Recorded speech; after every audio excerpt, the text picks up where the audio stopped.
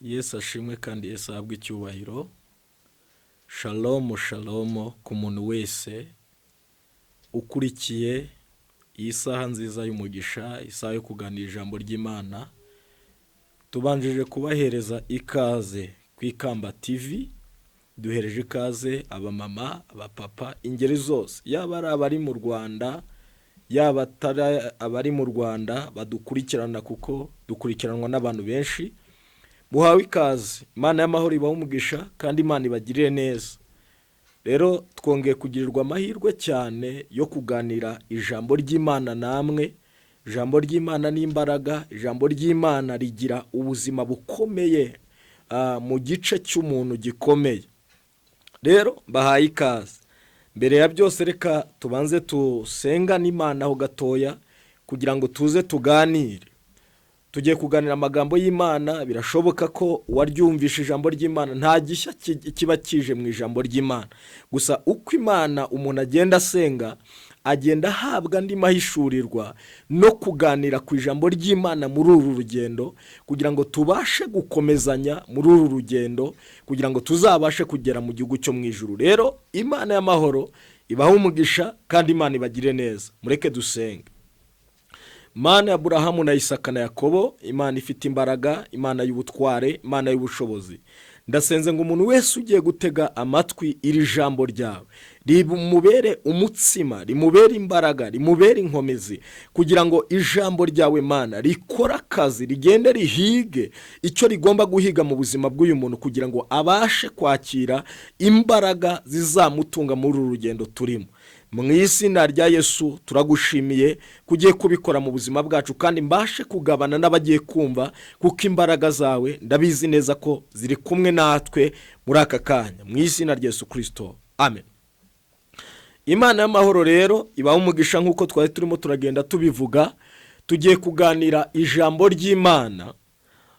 Tugiye kuvuga ijambo abantu basanzwe bazi, ntabwo ari rishyashya, ahubwo tugiye kuganira ku ijambo ryitwa agakiza. Agakiza. Ijambo agakiza si ubwa mbere ku bantu bizera n'abatizera baryumvisha, ariko ndashaka ko tuza kuganira ijambo agakiza.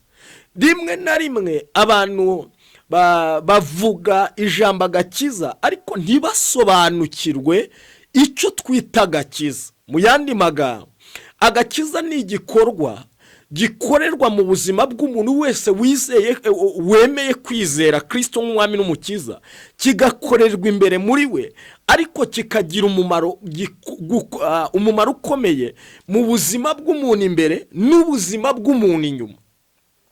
Akenshi na kenshi iyo tuvuze agakiza, abantu bagira ngo ahari tugiye kubaboha kugira ngo badasubira mu byo bari barimo, ariko ndashaka ko tuza kwifashisha ibyanditswe bigera muri 2 cyangwa 3 bisobanura ijambo agakiza. Reka mbabwire kino kintu. Ubundi ibyanditswe byose turabizi ko Bibiliya igizwe n'isezerano rya kera n'isezerano rishya, ariko isezerano rya kera, umuntu uzakwigisha isezerano rya kera atabasha kuguhishuriramo Kristo, bizaba bimeze nk'uko uyu muntu azi amateka, ariko ntago azaba arimo arakubwira icyo ijambo ry'Imana rivuga. Mu yandi magambo, dufite abantu benshi bazi amateka n'inkuru, ariko isezerano rya kera twakagombye kurikoresha turimo turarihishuramo Kristo. Iki nshaka kuvuga muracyumva. Ndabaha urugero gatoya kugira ngo tuze gukomeza. Ijambo isezerano rya kera ryerekana uburyo Adamu yaryamye agasinzira, agakurwamo umugore we mu rubavu rwe. Bishatse gusobanura iki? Byari bisobanuye, byari bifite igisobanuro. Ndibuka muri mwebwe mwese, ndatekereza ko iki kintu mu kibuga. Bibiliya ivuga ngo Kristo ari ku musaraba yatewe icumu mu rubavu. Amaze gutera icumu mu rubavu ngo havamo amazi n'amaraso. Bisobanuye iki? Byashushanyaga ko mu rubavu rwa Adamu havuyemo Eva, mu rubavu rwa Kristo hari haturutsemo itorero. Mbibutse kino kintu, dama byara habaye ibimenyetso bibiri bikomeye, habaye ikimenyetso cy'amaraso, akabaye ikimenyetso cy'amazi. Ibi bintu mbibabwiye gutya, kandi mbibutse kino kintu, umuntu ashobora kubura amaraso bakamutera amaraso akabaho, ariko nta muntu ujya ubura amazi ngo bamutera amazi abaho, nta nubwo bishoboka. Yesu ahabwe icyubahiro. Icyo nje kuvuga ntabwo nje gukomeza ibyo ngibyo, kuko tuzabigirira indi topic, tuzagenda tubyigaho. Ijambo nashatse kuvuga uyu munsi, ndashaka kuvuga agakiza. Agakiza, mureka twifashije icyanditswe kiri muri Matayo igice cyaho cya mbere, ubutumwa bwiza uko bwanditswe na Matayo igice cyaho cya mbere umurongo waho wa 21. Bibiliya iravuze ngo azabyara umwana w'umuhungu, azamwite Yesu, kuko ari we uzakiza abantu be ibyaha byabo. Ubundi izina Yesu risobanura Mesiya, risobanura umucunguzi. Ni nayo mpamvu iri jambo dusomye, ni igihe cyari kigeze ko Mariya agiye kubyara uno mwana w'umuhungu. Marayika araza aramubwira ngo uzabyara umwana w'umuhungu, uzamwite Yesu. Bisobanuye iki? Bisobanuye Mesiya, uzaza gukiza, uzaza gukiza, iryo zina gukiza. Niyo mpamvu Bibiliya iravuga ngo iyo turimo turavuga agakiza, bisobanuye ko agakiza ubwako immediately ni Kristo. Agakiza ni Kristo, kuko niwe waje kugira ngo adukize. Rero ndashaka ko dufata ikindi cyanditswe gatoya kiri mu Itangiriro ibice byaho 2 umurongo waho wa 7. Mwumve, turimo turaganira ku kintu twita agakiza. Abantu bose bavuga agakiza, agakiza, agakiza. Bibiliya ivuze ngo iki? Itangiriro ibice 2 umurongo waho wa 7 biravuze ngo Uwiteka Imana irema umuntu mu mukungugu wo hasi, imuhumekera mu mazuru umwuka w'ubugingo, umuntu ahinduka ubugingo buzima. Ndagira ngo mwumve hano ha, Uwiteka Imana iremye umuntu, imaze kumurema imuhumekera umwuka w'ubugingo mu mazuru, umuntu aba muzima. Reka mbibutse kino kintu, hari ibice bitatu bigize umuntu. Igice cya mbere ni igice cy'umwuka, igice cya kabiri ni igice cy'ubugingo, igice cya gatatu ni umubiri. Bishatse gusobanura iki? Umuntu agiye kudefinisa umuntu, uravuga ngo ni umwuka n'ubugingo bituye mu mubiri. Iki kintu mucyumve neza. Noneho reka mbabwire, mu gihe Adamu na Eva bagwaga muri Edeni bagakora icyaha bagacumura, Adamu Bibiliya iravuga ngo bikururiye urupfu. Urupfu ruraza rwinjira mu buzima bwa. Mbibutse kino kintu, ntago Adamu yigeze apfa gutya bigaragara. Adamu yapfuye mu buzima bw'imbere. Hari hakenewe undi muntu rero uzaga kurura buno buzima bwapfuye, ubu buzima bwapfuye akongera akabugarura. Nicyo gituma Kristo yaje kugira ngo ubuzima bwapfuye. Adamu yapfuye mu buryo bw'umwuka, hakenewe undi muntu uza kuvura mu buryo bw'umwuka. Mu yandi magambo ndashaka kuvuga kino kintu, igikorwa cy'agakiza ntago gikorerwa ku gice cy'ubugingo, igikorwa cy'agakiza ntago gikorerwa ku gice cy'umubiri, igikorwa cy'agakiza gikorerwa mu imbere mu gice cy'umwuka. Niyo mpamvu iyo tuvuze ngo umuntu yakijijwe, abakijijwe ku gice cye cy'umwuka, ni ukuvuga iki?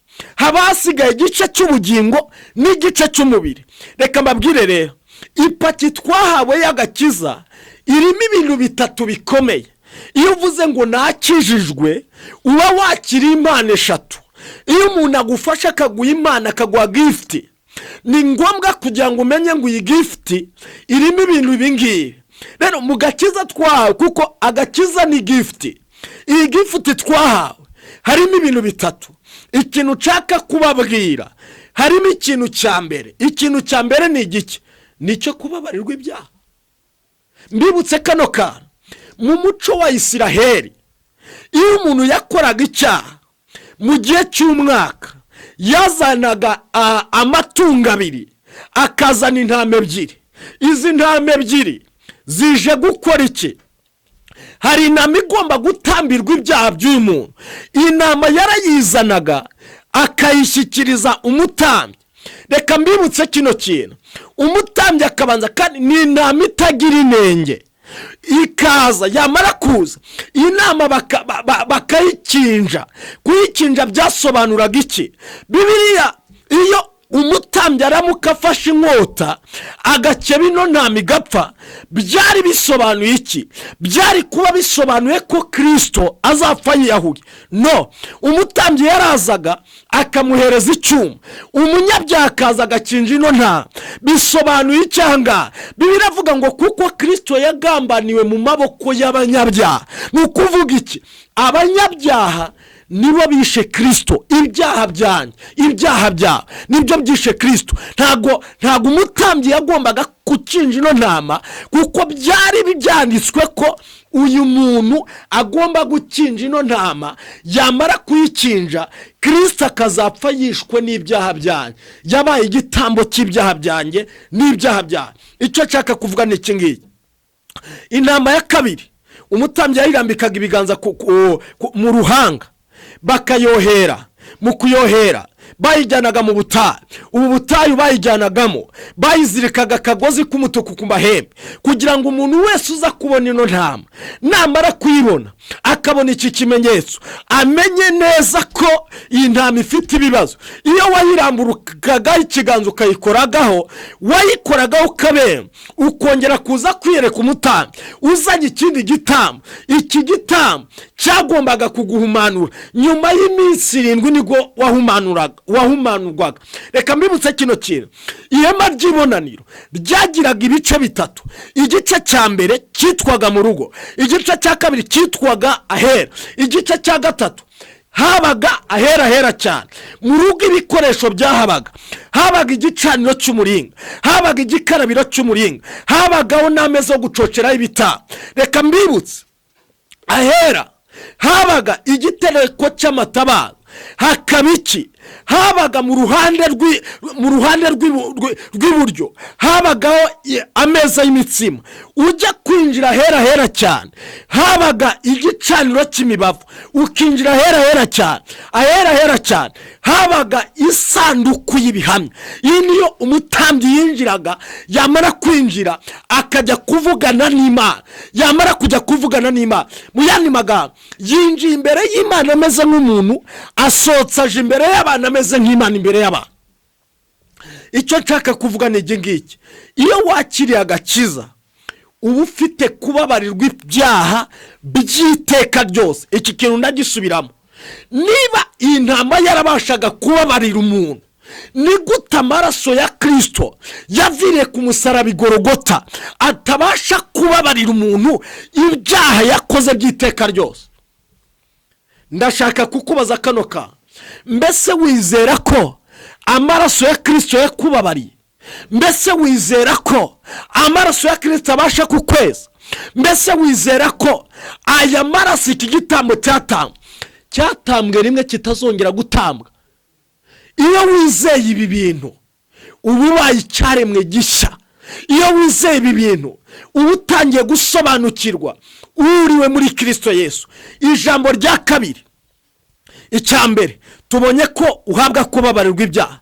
Ijambo rya kabiri, uhabwa gukiranuka kw'Imana. Iyo mvuze gukiranuka kw'Imana, biri muri Matayo ibice byaho 6:33. Bibiliya iravuga ngo ahubwo mubanze mushaka ubwami bw'Imana no gukiranuka kwa, ibindi byose muzabyongererwa. Iyo mvuze gukiranuka kw'Imana, ntago mvuze gukiranuka kwa muntu. Bibiliya iravuga ngo Adamu na Eva bamaje gucumura, bagerageje uburyo biyambika ibicocero. Reka mbabaze kino kintu.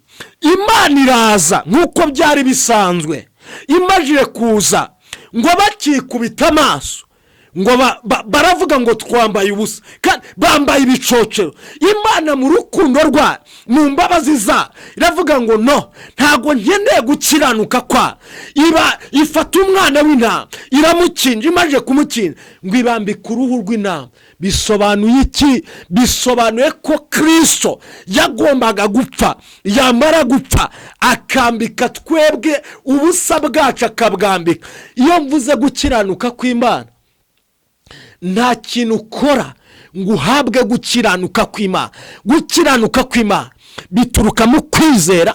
Gukiranuka kw'Imana, reka mbabwire kano ka, hari abantu bazi ba Yesu babiri batandukanye. Aka kantu ndakavuga. Yesu wabo arababwira ngo nimugende mushake gukiranuka, munzanire gukiranuka, mbabareho gukiranuka. Ariko hari n'abandi bagenda uko bari bagasanga Yesu akababwira ngo njyewe ndabaha gukiranuka kwanjye, mwambare gukiranuka. Paulo yavuze ijambo rikomeye mu Baroma. Mureka dusome kino cyanditswe gato. Abaroma ibice bya 10, mwumva ukuntu yavuze. Avuga gukiranuka. Uku gukiranuka ndimo ndavuga nta kintu wakora ngo ukubone. Uku gukiranuka gutangwa na Kristo.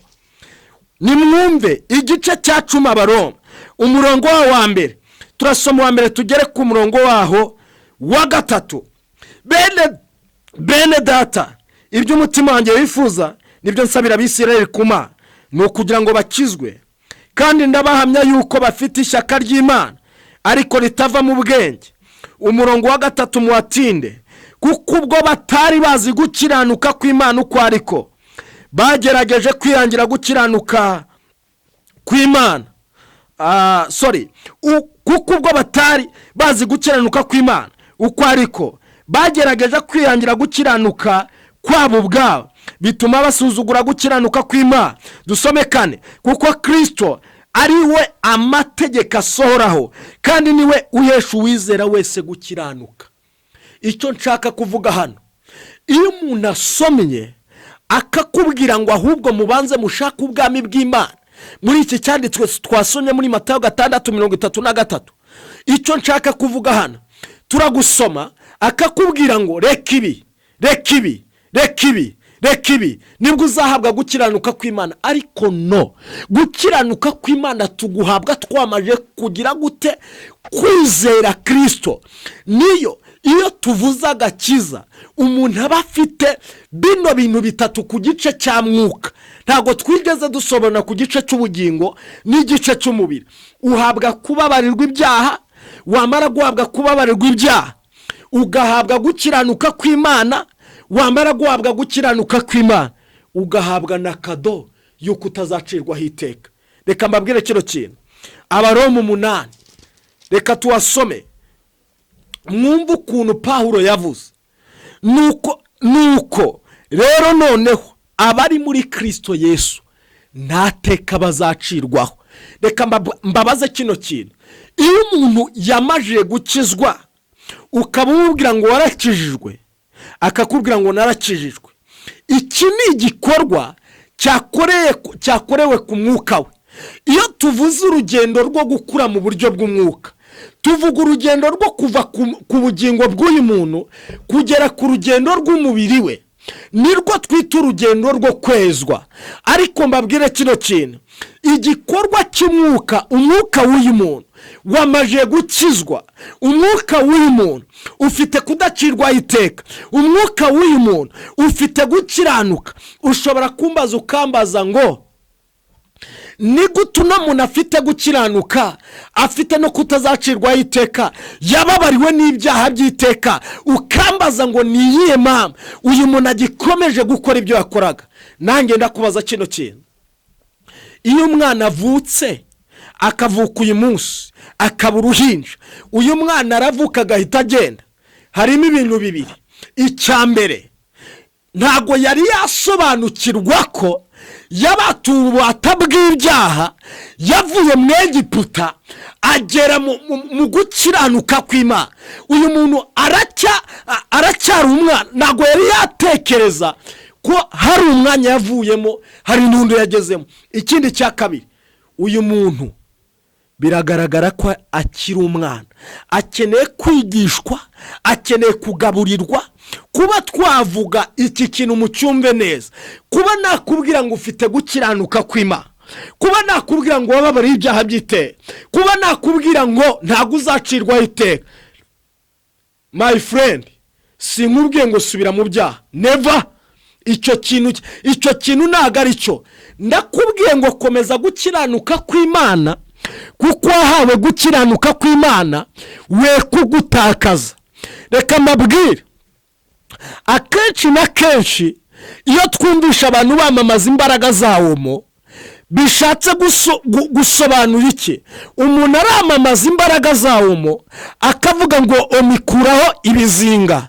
Ntabwo aba akubwiye ngo ngwino ugurewomo, numara kugurawomo ngo usubire kwanduza imyenda yawe. Aba akubwiye ngo ikizinga cyagiye mu mwenda wawe gishobora gukurwamo n'iyiwomo, ariko ntabwo aba akubwiye ngo subira kwanduza imyenda yawe. Bwana sifiwe, Bwana sifiwe. Icyo nshatse kuvuga, wahawe agakiza, wahawe kudacirwaho iteka, wahawe gukiranuka kw'Imana, wahawe kubabarirwa ibyaha. Ntabwo nkubwiye kino kintu ngo usubire mu byaha wahozemo, ntabwo nkubwirije ngo usubire mu byaha wahozemo. Reka mbabwire, niyihe nzira abantu bacamo kugira ngo bakire agakiza? Niyihe nzira abantu bacamo kugira ngo bahabwe gukiranuka kw'Imana? Niyihe nzira? Nta yindi nzira. Tugiye kuyisoma mu Maroma ibice byayo 10. Nidusoma turahita tubona inzira iri hano.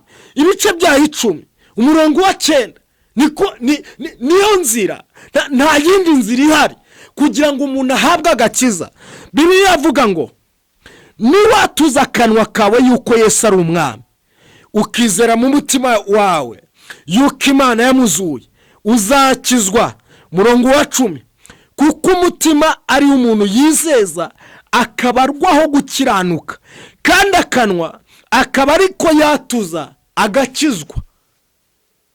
Nta yindi nzira yo kwakira agakiza. Agakiza umuntu akakira gute? Agakiza habaho ibikorwa bibiri. Igikorwa cya mbere ni igikorwa cyo kwihana, igikorwa cya kabiri ni igikorwa cyo kwatura. Ndashaka gusobanura bino bintu.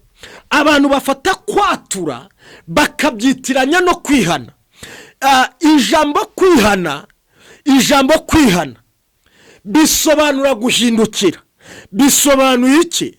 Nuko umuntu yajyaga Kicukiro agahura n'umuntu akamubwira, kandi yashakaga kujya Nyamirambo, akamubwira ngo watanye inzira, subira inyuma.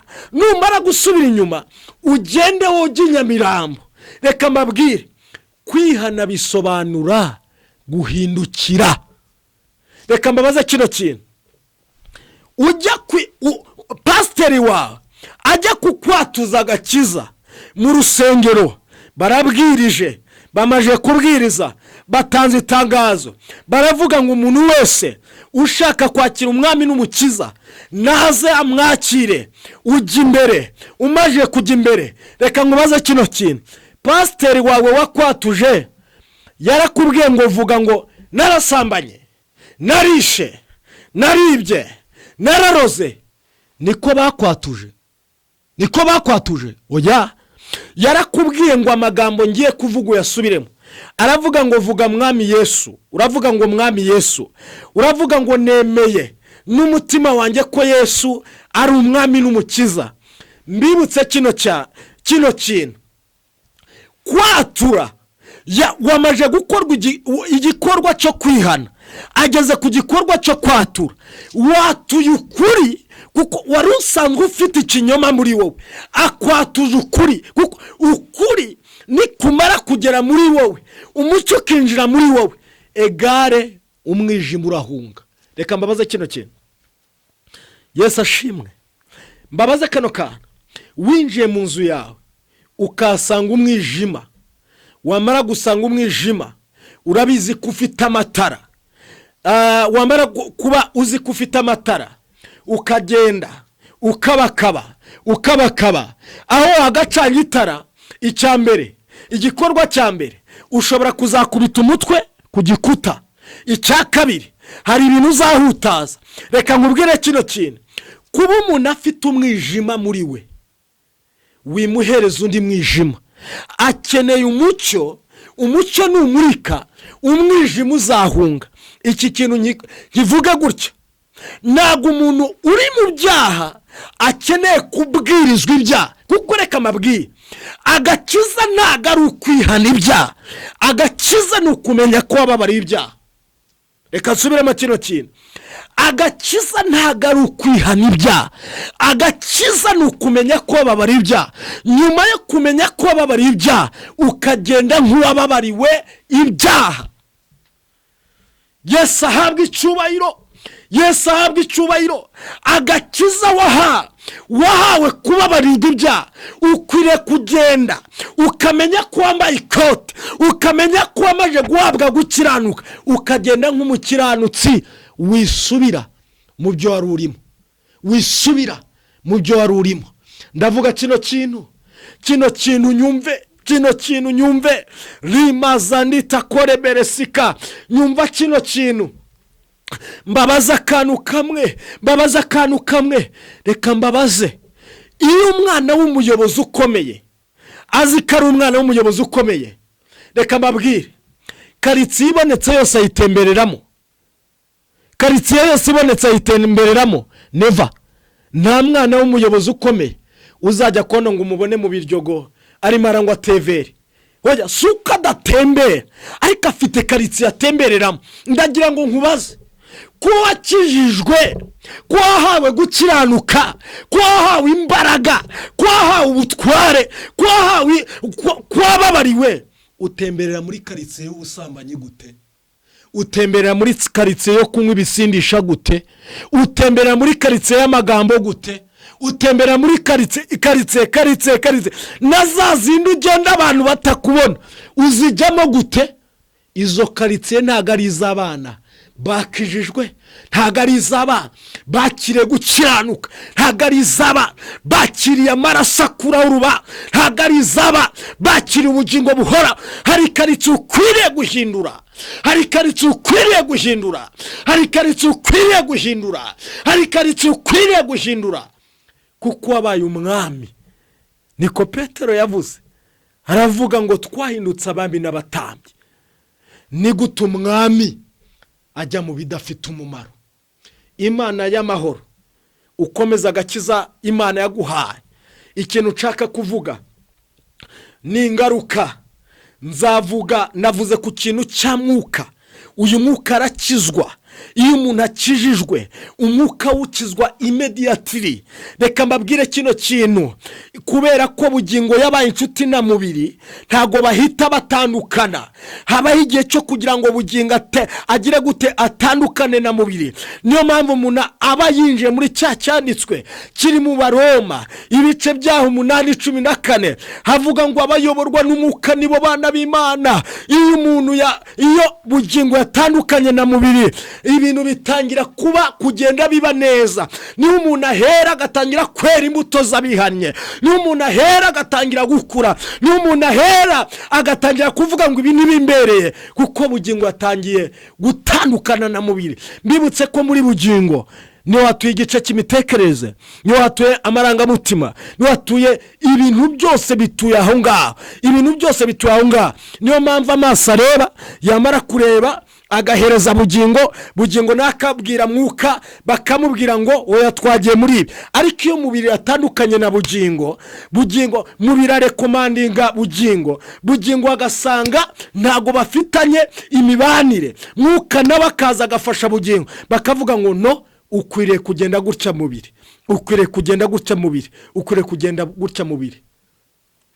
mbibutse kino kintu, umuntu ureba ukiri mu byarimo ashobora kuba afite ibibazo bibiri. nabivuze, icya mbere ntago yigeze asobanukirwa ko yavuye mu Egiputa y'ibyaha, ashobora kuba icyo kibazo agifite.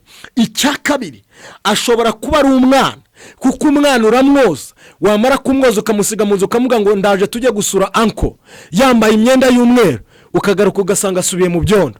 Ntabwo ukwiriye gusubira mu byondo, ntabwo ukwiriye gusubira mu byondo, ntabwo ukwiriye gusubira mu byondo. Muhanuzi w'Imana ntukwiriye gusubira mu byondo, muvuga butumwa ntabwo ukwiriye gusubira mu byondo, wowe wakira agakiza ntabwo usubire gusubira mu byondo, ahubwo ukwiriye gutera imbere mu buryo bw'umwuka. Ukwiriye gutera imbere mu buryo bw'umwuka, ukwiriye kuva ku rwego ukagera ku rundi, ukwiriye kuva ku rwego ukagera ku rundi. Reka mbibutse kino kintu, uri intama igomba kubyara indi ntama, nta mushumba ubyara intama, ariko intama ibyara intama. Niba uri ku rwego udashobora kubyara indi ntama, turacyafite urugendo rukomeye rwo kwigishwa. Kandi utagaburiye, mvuge kino kintu nacyo, mvuge kino kintu, iyo umuntu agushumbye ntaguhe ibiryo bikomeye, ntakurere neza, agufasha mu gupfa mu buryo bw'umwuka. Ariko reka mbabwire, turashimira Imana ko Imana ihagurukije abagomba kudushumba, bagomba kuduha ibiryo bikomeye, bagomba kudusobanura, bagomba kuduha umutsima utera imbaraga, ari ryo jambo ry'Imana. Hari igihe tumaze iminsi mu bujiji butandukanye, ariko turashimira Imana. Imana irimo irahagurutsa abantu b'imbaraga, irimo irahagurutsa abantu bafite imbaraga, irimo irahagurutsa ba Dawidi batazwi bari bari mu ishyamba, irimo irahagurutsa abantu bafite umuhamagaro. Turashimira Imana, irimo irahagurutsa abandi bantu bakomeye. Imana y'amahoro iguha umugisha, Imana y'amahoro ikugirire neza, Imana y'amahoro igukomeze. Ndakwifuriza ngo agakiza ufite bino bintu bitatu, ntabwo uzacirwaho iteka, waguciraho iteka ntabwo ibyo bintu bibaho. Hari Kristo utaraguciraho iteka. Wizere igitambo kimwe cyatambwe ku musaraba Igorogota, icyo gitambo gikuraho ibyaha, icyo gitambo gikuraho karande. Ayo maraso abasha kubohora, ayo maraso abasha kukugira uwuriwe, ayo maraso abasha kukwereka, ayo maraso yakubakira urugo rugakomera, ayo maraso yakugeza ahandi hantu, ayo maraso yaguha poromosiyo, ayo maraso yakugirira neza, ayo maraso y'umwana w'intama w'Imana ari we Kristo arakomeye. Izera ayo maraso. Mureke dusenga. Niba utari wakira agakiza, niba utari wakira agakiza, ndakwinginze cyane upfukama ahantu uri. Numara gupfukama watura aya magambo ngiye kuvuga kugira ngo wakire agakiza. Aka gakiza ntabwo kagurwa, ni impano y'ubuntu. Hari abantu babicurika bakabanza imirimo myiza mbere yo kwakira agakiza, ariko iyo ni intambwe ya kabiri. Imirimo myiza bakagombye kuyikora, ariko warahawe agakiza. Agakiza ntikagurwa, agakiza ni ukwizera Kristo. Pfukama, sinkutegetse, ndagusabye, ndakwinginze kubw'imbabazi z'Imana watura aya magambo ngiye kuvuga, ubundi dusengana Imana. Niturangiza gusenga turasengana n'abandi bantu nabo bafite agakiza. Aka gakiza ndakwinginze kugira ngo turasengana Imana, tuvuge ngo Imana igusobanurire ikibanza wagezemo cyari cyo, kuko nutagisobanukirirwa uzasanga uyobye inzira kandi wari mu nzira, kandi wari mu murongo. Ndakwinginze wowe tujye gusengana Imana. Vuga ngo Mwami Yesu, ugiye kwakira agakiza, vuga ngo ndakwakire mu mutima wanjye, nemeye kumbera umwami n'umukiza w'ubugingo bwanjye. Vuga ngo mu mutima wanjye wizeye ko wazuwe mu bapfuye. Vuga ngo kandi ndabizi ko waje utanga ubugingo, nakira ubwo bugingo utanga. Vuga ngo nakira ino paki y'agakiza irimo kubabarirwa ibyaha, irimo kubarwaho gukiranuka, irimo kutazacirwaho iteka. Vuga ngo ndabyakire mu izina rya YESU, amen. Mureke dusengane mwese. Mana, ndasenza aka kanya umuntu wese wakira agakiza umuhe gusobanukirwa, kuko waratuzuye ubwo twari dupfuye, tuzize ibyaha n'ibicumuro. Niko Pawulo yavuze mu Befesi ibice byaho 2, avuga iryo jambo rikomeye, wazuye mwuka wacu ni muzima, mwuka wacu uzakubona, mwuka wacu ni muzima. Wahawe ibi bintu bitatu, wahawe gukiranuka, wahawe kudacirwaho iteka, wahawe kubabarirwa ibyaha. Ndasenze mu izina rya YESU aba bantu bamaje guhabwa iyi paki ukomeze uyibarindiremo. Ndasenze ngo abatari bakura bave mu bwana, barimo barasubira mu Egiputa, wakurishe imbaraga zawe zikomeye. Mu izina rya YESU mbasabiye gukura, mbasabiye gutera imbere, imbere mu izina rya Yesu. Kubw'igitambo kimwe cyabaye kiratweza, cyo gitambo bakizere mu izina rya Yesu. Bwo bamaje kukizera, ubaha imigisha yose ibonerwa muri Kristo Yesu, uyibarundurireho, uyibahereze Jehova, ukingura imiryango y'imigisha ku buzima bwacu. Ndagushimiye mu izina rya Yesu Kristo wapfuye kandi akazuka. Imana y'amahoro ibaha umugisha, Imana y'amahoro ibagirire neza. Shalom shalom. Tuzasubira ubuta ndimo ndavuga ku gice cya bugingo n'igice cya mubiri. Imana y'amahoro ibagirire neza, Imana y'amahoro ibateze imbere mu izina rya Yesu Kristo. Amen.